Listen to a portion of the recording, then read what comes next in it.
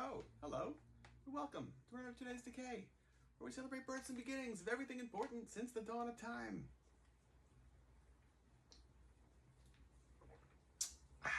Today is August 4th, and here are all the dates that really rate. On this day in 1863, none other than superstar himself, Gustav von Seifertitz, was born. I know, ridiculous name. He was a character actor who played Dr. Moriarty in some very early, like 19-teens Sherlock Holmes films. He very often played like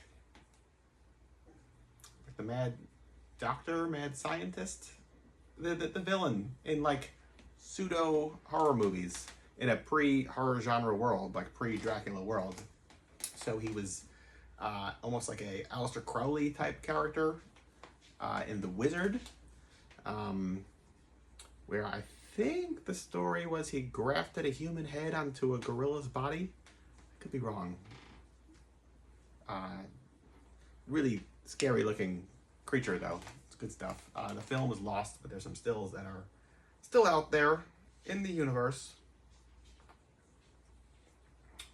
One of my favorite pictures he was in was Sparrows, starring Mary Pickford. Takes place in a Louisiana bayou where Gustav von Seifertitz and his family, whatever, the group he's working with, wind up kidnapping children from the area and make them work on his farm, like exploiting them. And the kids, along with a cast as a kid herself, Mary Pickford, have to escape through the Louisiana bayou on their own, because if they don't, he is picking them up by their feet, dangling them over the swamp, and literally letting alligators devour children. It's a really fun movie. Also directed by William One-Shot Boudin, who later on worked a lot in Poverty Row pictures in the 40s.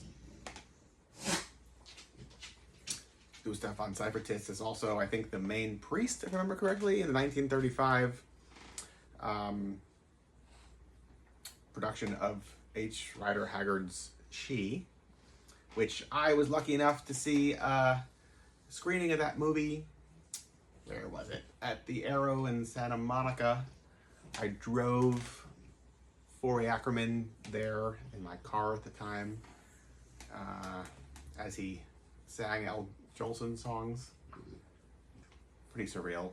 He was hosting the film along with Ray Bradbury and Ray Harryhausen, so we like walked him into the place, and it was really quite magical. And all of them together just reminisced about seeing Gustav von Seifertitz in various films, and it became this like punchline that like got the whole crowd rolling on the floor of like just how absurd this guy's name was and how much fun these legends were having saying it aloud in front of people. Anyway, also on this day, 1901, Louis Armstrong was born. Helen Kane, born 1904 on this day.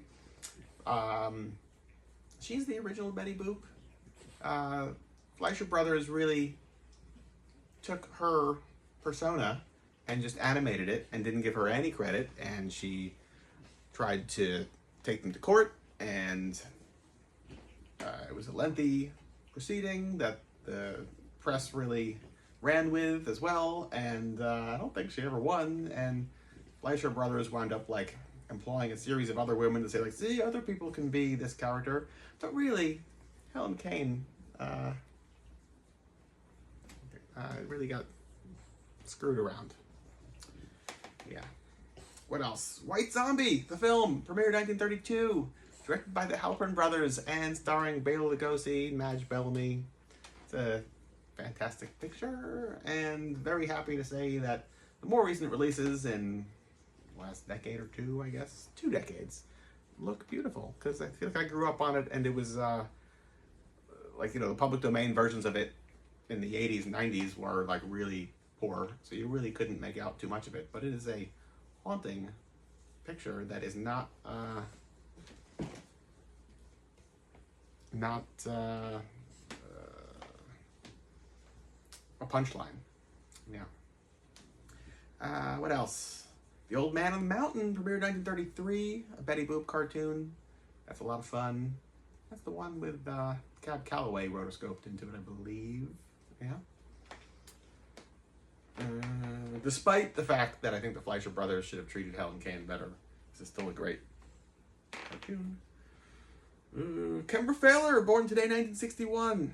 The future is female, and it's got two choice words for you. Kembra Phaler, of Voluptuous horror Karen Black fame, of course.